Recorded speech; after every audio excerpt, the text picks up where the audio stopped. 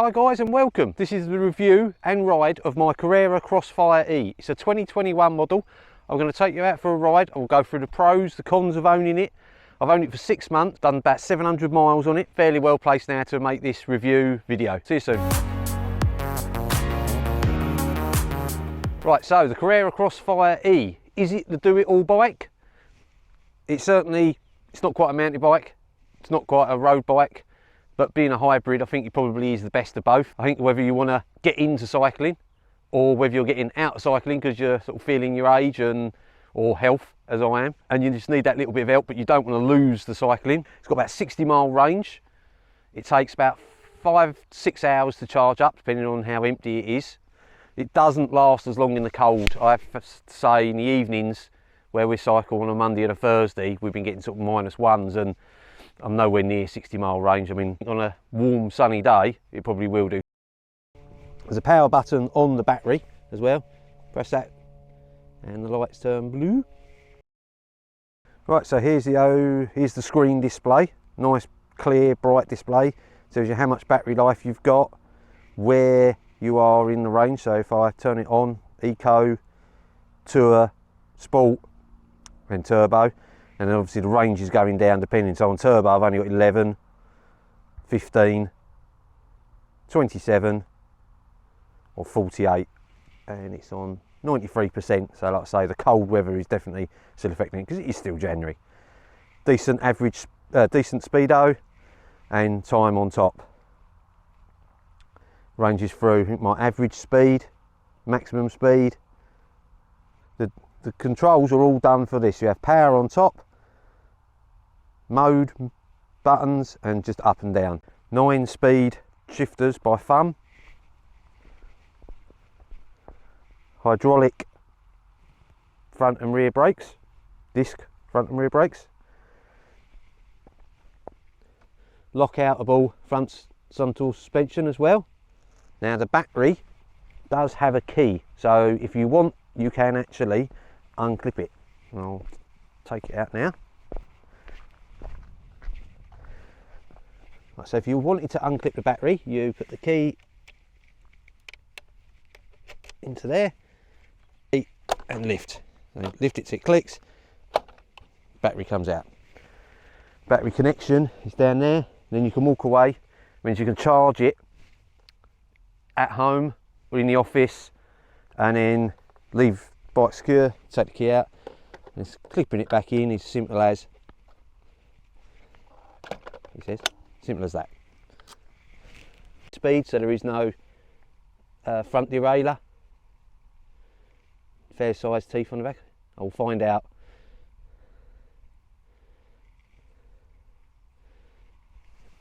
It doesn't have a clutch, unfortunately, but it's not a mountain bike, so I have to say I really do like the grips.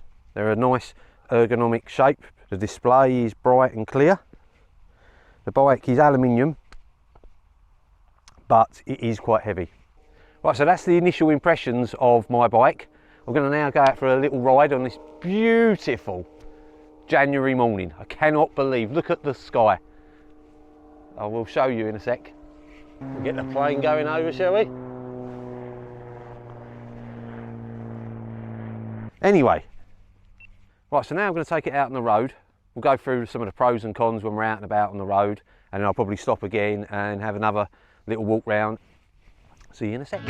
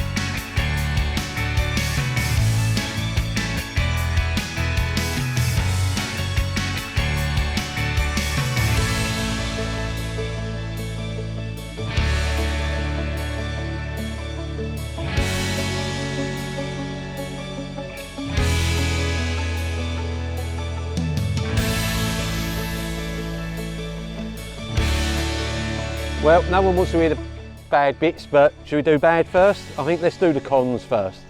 Hello mate, sorry, I'm making a video of the bike, that's alright. Two-wheeled approach if you want to look, watch it. Two-wheeled approach. Motorbikes and push bikes. So, just take care mate, laugh yourself. No one wants to hear the cons, but let's do the cons first. Weight of the thing. It's just, as a push bike, without the assistance, it's too heavy. I mean, you can ride it, you wouldn't want to ride it up hills without the electric. On the flat, yeah, but you've got to remember it's a normal bike that weighs 22.5, 23 kilos, and that's as it is, that's without putting anything else on it. So more than likely your bike in the end, you're looking at sort of 30 kilos of weight, which is heavy. I've put charge time as a con. It's 6 hours. It's not horrendous. As long as you put it on overnight, you'll be fine. You don't, but it is 6 hours. It's, you know, you could take it to work, charge it up under your desk probably or something like that, and that'll be fine. But the assistance, well, the assistance stops at 16 miles an hour. So for some people that might not be a con.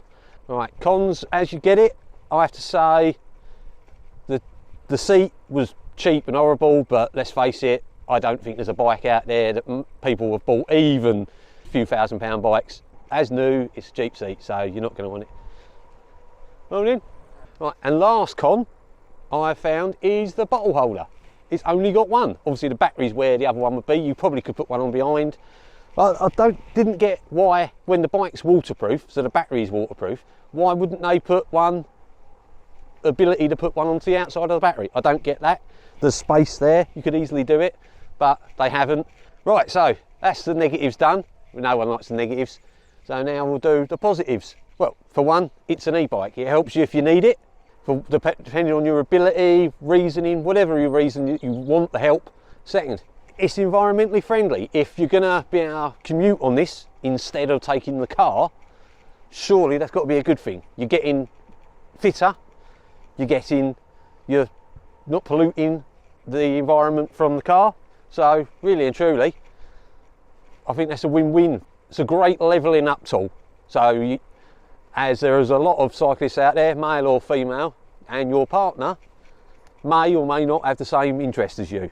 If you're lucky, they do, but more than likely they don't.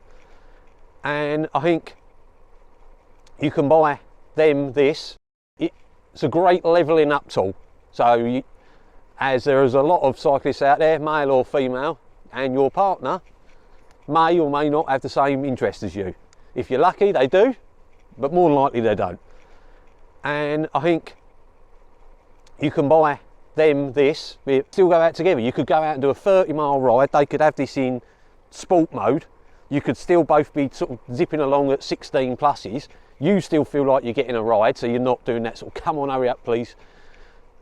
They don't feel like they're holding up and sort of, oh, I can't keep up because they're not as fit as you. So it levels you up as a pair. It's brilliant. It will keep, you know, it will probably save marriages, I have to say. I've put it as a, but I've just put the look of the thing. I think it's a hybrid bike. Other than the battery, you would never really know, and even the battery's not a huge, great block on it. It's well styled, so from a distance, people probably wouldn't even realise. Another positive is the upright riding position. Bit like the Versus, the motorbike, and this being almost like an adventure bike. Morning. This being almost an adventure do it all. I mean, this is not exactly a great road, but it is a lovely quiet road. The only people I've seen on here are cyclists. But it is a nice, comfortable riding position once you change the seat. Hi guys, just going to quickly show you some of the stuff I've added. So the headlight is hardwired to the bike. So it is powered off of this battery. If I turn the battery off, the light goes out as well. And turn the battery on. When I turn it on, as you can see, lights come straight on. Now I can also control them from there as well, which is eye wide up. As a inbuilt horn, which you just come with it. I also have put it's the same for the rear light as well. Nice big bright rear light that goes on the rear pannier. Now that is hardwired in to the actual electrics of the bike. It's not that hard to do. If people want to see a video of it, I could easily open it up and run you through how I did it and show you the cables that I use. So if you want a video on that, please comment down below and I will. I've also had to put on mud guards. Obviously group riding, you need them. So mud guard fitted fine on the rear. Actually has the bolt down there, bolts up there fine, and it has bolts there, so that's for the rear. But the front, being shocks, unfortunately has absolutely no ability to put a mud guard on other than one of the silly little proper mountain bike ones. So I've ended up having to fashion some clips around the frame. I didn't want to squash them. I ended up using, if anyone wants to know what that kind of clip is, that is a armoured cable clip. Probably have to go to an electrical wholesaler. So the pannier rack isn't standard, is an extra. Had it a while, had it on another mountain bike actually, but it does have pannier rack holes, which is handy. And that's it. That is everything I've added that's different. So now you can see what I was saying earlier about would be nice to have put another bottle cage. You could have easily clipped it on there, but hey ho. Right, so back to me out on the road. So what's it like to live with? Well, I've read a few reviews online and a few of them talked about issues with batteries and stuff like that. I have to say, I've had absolutely nothing. Since the day I got it, I built it up and it has just worked perfectly. I've never had a misbeat. It's never, I heard someone say that their battery sort of turns itself off halfway through a ride. I've never had that. So most of my rides are out. So far the 700 miles in this have been in minus figures, behaved perfectly. So would I recommend it? Like I said, I haven't got knowledge of them, of other electrics, but yes, definitely. If you are looking for a bike that's going to help you get out and about, see the world, commute, not get there knackered, genuinely want to get into cycling, it's a perfect way. Look after yourselves, take care. Please like and subscribe. And we're going to get some more content with bikes of both styles. Maybe a bit of camping thrown in, I'm thinking about as well. So take care, I'll see you soon.